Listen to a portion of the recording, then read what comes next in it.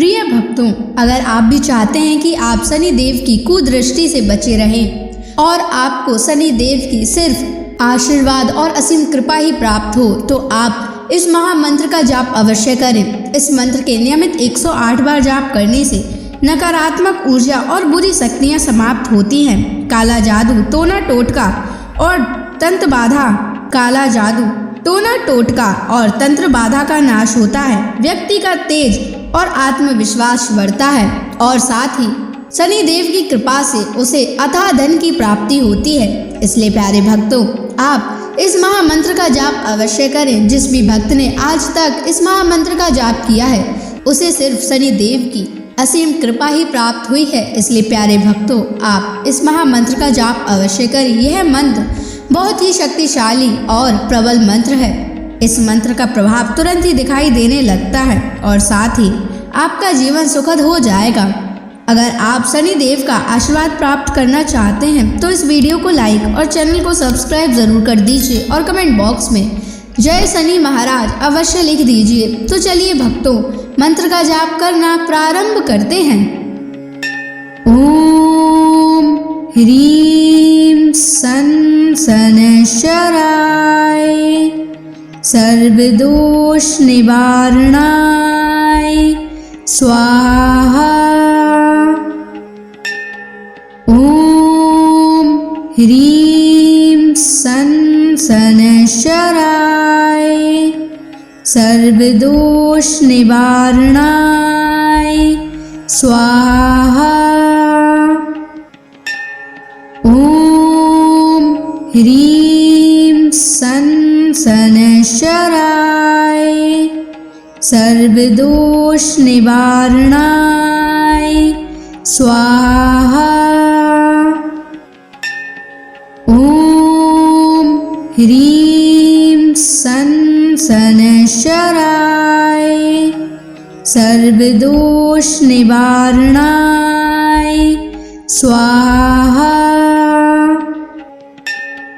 ओम ह्रीं सन शनैश्चराय सर्वदोष निवारणाय स्वाहा। ओम ह्रीं सन शनैश्चराय सर्वदोष निवारणाय स्वाहा। ओम ह्रीं सन शनैश्चराय सर्वदोष निवारणाय स्वाहा। ओम ह्रीं सन शनैश्चराय सर्वदोष निवारणाय स्वाहा। ओम ह्रीं सन शनैश्चराय सर्वदोष निवारणाय स्वाहा। ओम ह्रीं सन शनैश्चराय सर्वदोष निवारणाय स्वाहा। ओम ह्रीं सन शनैश्चराय सर्वदोष निवारणाय स्वाहा। ओम ह्रीं सन शनैश्चराय सर्वदोष निवारणाय स्वाहा। ओम ह्रीं सन शनैश्चराय सर्वदोष निवारणाय स्वाहा। ओम ह्रीं सन शनैश्चराय सर्वदोष निवारणाय स्वाहा। ॐ ह्रीं सन् शनैश्चराय सर्वदोषनिवारणाय स्वाहा। ॐ ह्रीं सन् शनैश्चराय सर्वदोषनिवारणाय स्वाहा।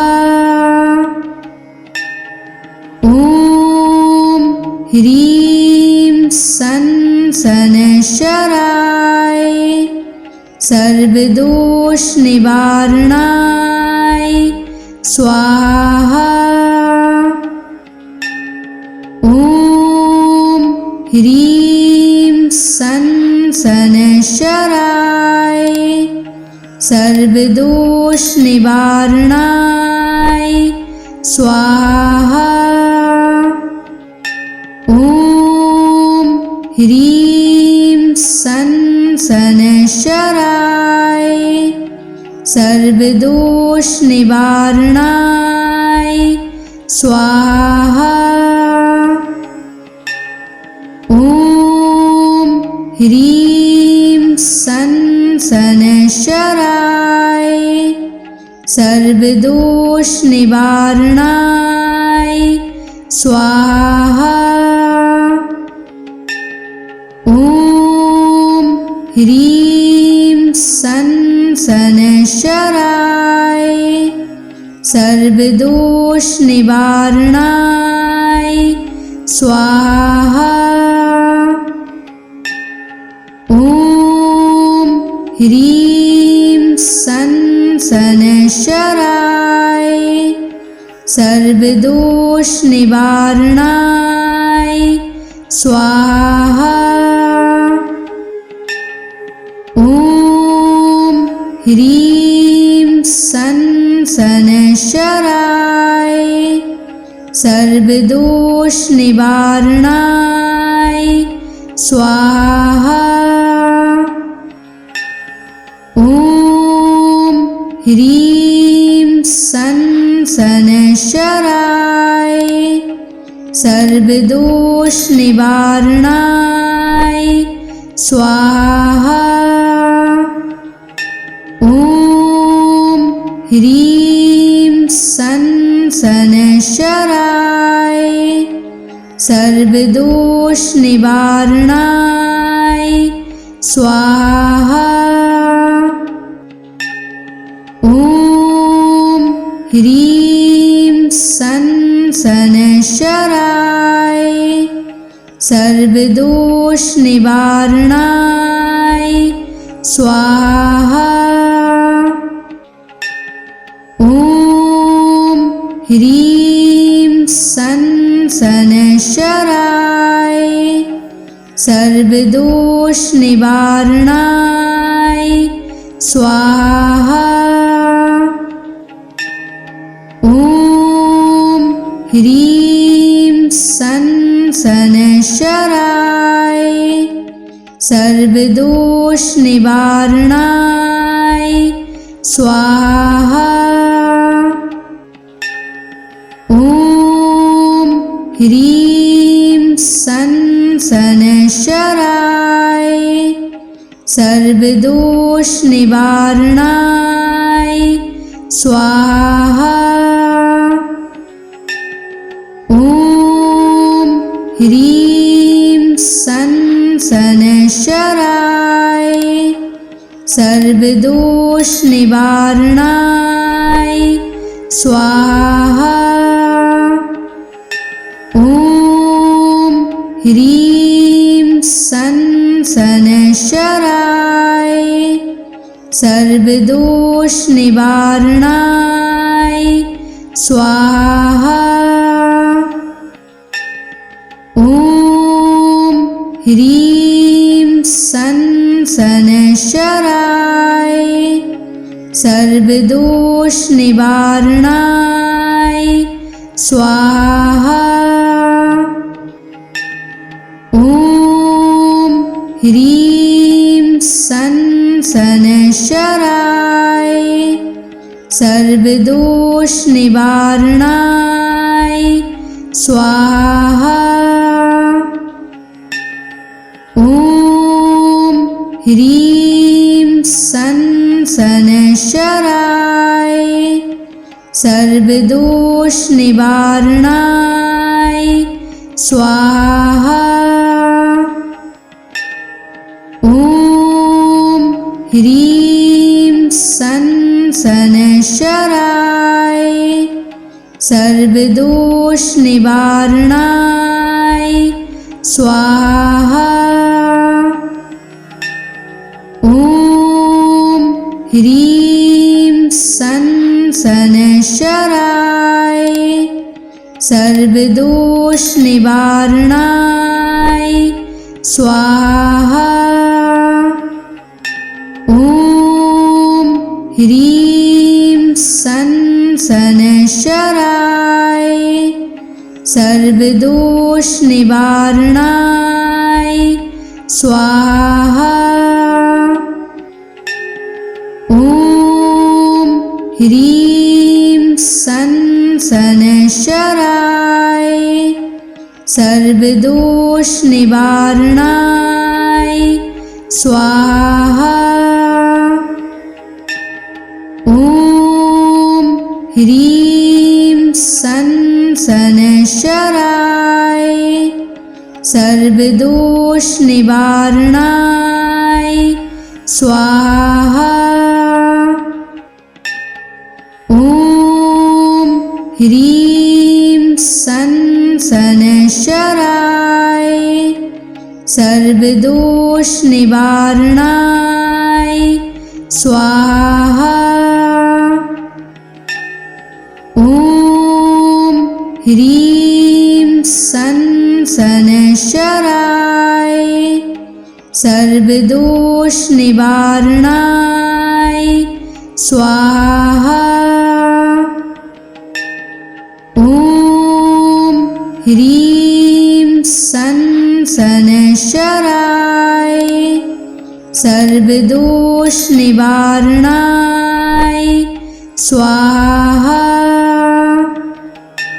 ॐ ह्रीं सनशराय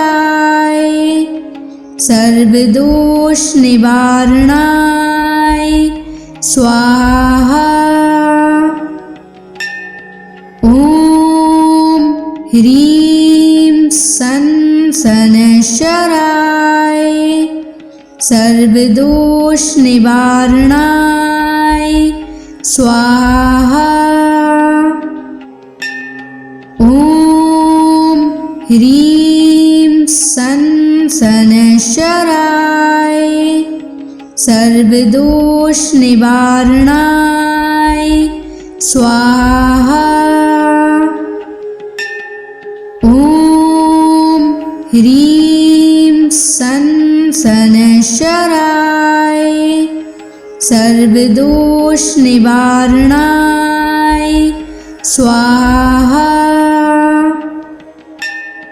ॐ ह्रीं सनशराय सर्वदोष निवारणाय स्वाहा। ॐ ह्रीं सनशराय सर्वदोष निवारणाय स्वाहा। ॐ ह्रीं सनशराय सर्वदोष निवारणाय स्वाहा। ॐ ह्रीं सनशराय सर्वदोष निवारणाय स्वाहा। ॐ ह्रीं सनशराय सर्वदोष निवारणाय स्वाहा। ह्रीं सन शनैश्चराय सर्वदोष निवारणाय स्वाहा। ॐ ह्रीं सन शनैश्चराय सर्वदोष निवारणाय स्वाहा। ॐ ह्रीं सन शनैश्चराय सर्वदोष निवारणाय स्वाहा। ॐ ह्रीं सन शनैश्चराय सर्वदोष निवारणाय स्वाहा। ॐ ह्रीं सन शनैश्चराय सर्वदोष निवारणाय स्वाहा। ॐ ह्रीं सन शनैश्चराय सर्वदोष निवारणाय स्वाहा। ॐ ह्रीं सन शनैश्चराय सर्वदोष निवारणाय स्वाहा। ॐ ह्रीं सन शनैश्चराय सर्वदोष निवारणाय स्वाहा। ॐ ह्रीं सन शनैश्चराय सर्वदोष निवारणाय स्वाहा। ॐ ह्रीं सन शनैश्चराय सर्वदोष निवारणाय स्वाहा। ॐ ह्रीं सन शनैश्चराय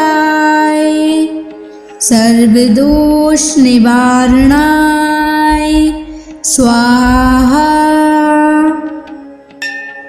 ॐ ह्रीं सन शनैश्चराय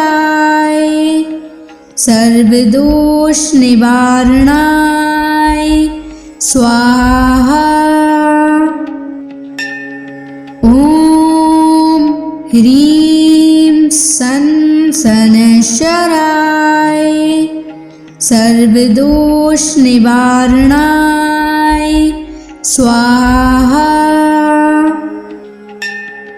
ॐ ह्रीं सन शनैश्चराय सर्वदोष निवारणाय स्वाहा।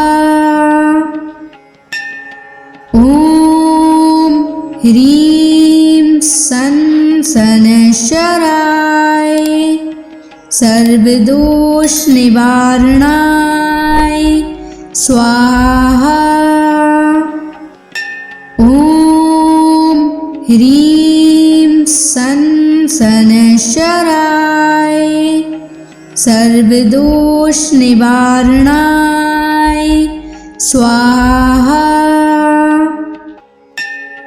ॐ ह्रीं सन शनैश्चराय सर्वदोष निवारणाय स्वाहा। ॐ ह्रीं सन शनैश्चराय सर्वदोष निवारणाय स्वाहा। ॐ ह्रीं सन शनैश्चराय सर्वदोष निवारणाय स्वाहा। ॐ ह्रीं सन् शनैश्चराय सर्वदोषनिवारणाय स्वाहा। ॐ ह्रीं सन् शनैश्चराय सर्वदोषनिवारणाय स्वाहा। ॐ ह्रीं सन् शनैश्चराय सर्वदोषनिवारणाय स्वाहा। ॐ ह्रीं सन् शनैश्चराय सर्वदोषनिवारणाय स्वाहा। ॐ ह्रीं सन् शनैश्चराय सर्वदोषनिवारणाय स्वाहा। ॐ ह्रीं सन् शनैश्चराय सर्वदोषनिवारणाय स्वाहा। ॐ ह्रीं सन् शनैश्चराय सर्वदोषनिवारणाय स्वाहा। ॐ ह्रीं सन् शनैश्चराय सर्वदोषनिवारणाय स्वाहा। ॐ ह्रीं सन् शनैश्चराय सर्वदोषनिवारणाय स्वाहा। ॐ ह्रीं सन् शनैश्चराय सर्वदोषनिवारणाय स्वाहा। ॐ ह्रीं सन् शनैश्चराय सर्वदोषनिवारणाय स्वाहा। ॐ ह्रीं सन् शनैश्चराय सर्वदोषनिवारणाय स्वाहा। ॐ ह्रीं सन् शनैश्चराय सर्वदोषनिवारणाय स्वाहा। ॐ ह्रीं सन् शनैश्चराय सर्वदोषनिवारणाय स्वाहा। ॐ ह्रीं सन् शनैश्चराय सर्वदोषनिवारणाय स्वाहा। ॐ ह्रीं सन् शनैश्चराय सर्वदोषनिवारणाय स्वाहा। ॐ ह्रीं सन् शनैश्चराय सर्वदोषनिवारणाय स्वाहा। ॐ ह्रीं सन् शनैश्चराय सर्वदोषनिवारणाय स्वाहा। ॐ ह्रीं सन् शनैश्चराय सर्वदोष निवारणाय स्वाहा। ॐ ह्रीं सं शनैश्चराय सर्वदोष निवारणाय स्वाहा। ॐ ह्रीं सं शनैश्चराय सर्वदोष निवारणाय स्वाहा। ॐ ह्रीं सं शनैश्चराय सर्वदोष निवारणाय स्वाहा। ॐ ह्रीं सं शनैश्चराय सर्वदोष निवारणाय स्वाहा। ॐ ह्रीं सं शनैश्चराय सर्वदोष निवारणाय स्वाहा। ॐ ह्रीं सं शनैश्चराय सर्वदोष निवारणाय स्वाहा। ॐ ह्रीं सं शनैश्चराय सर्वदोष निवारणाय स्वाहा। ॐ ह्रीं सं शनैश्चराय सर्वदोष निवारणाय स्वाहा। ॐ ह्रीं सं शनैश्चराय सर्वदोष निवारणाय स्वाहा। ॐ ह्रीं सं शनैश्चराय सर्वदोष निवारणाय स्वाहा। ॐ ह्रीं सं शनैश्चराय सर्वदोष निवारणाय स्वाहा।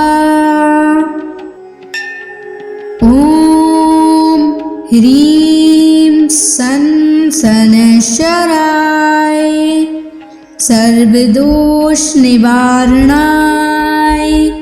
स्वाहा।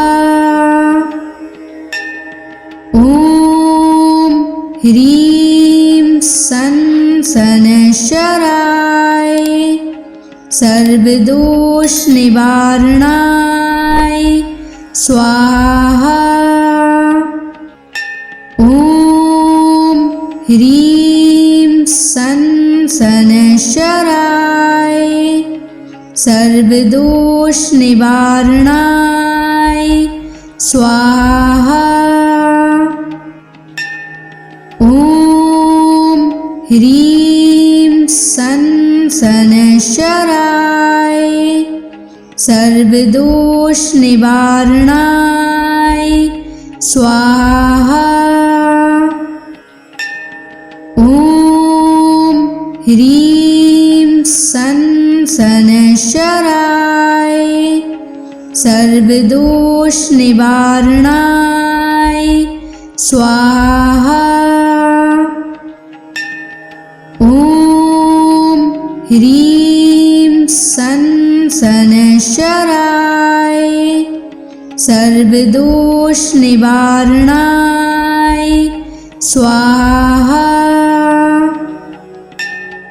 ॐ ह्रीं सं शनैश्चराय सर्वदोष निवारणाय स्वाहा। ॐ ह्रीं सन शनैश्चराय सर्वदोष निवारणाय स्वाहा। ॐ ह्रीं सन शनैश्चराय सर्वदोष निवारणाय स्वाहा।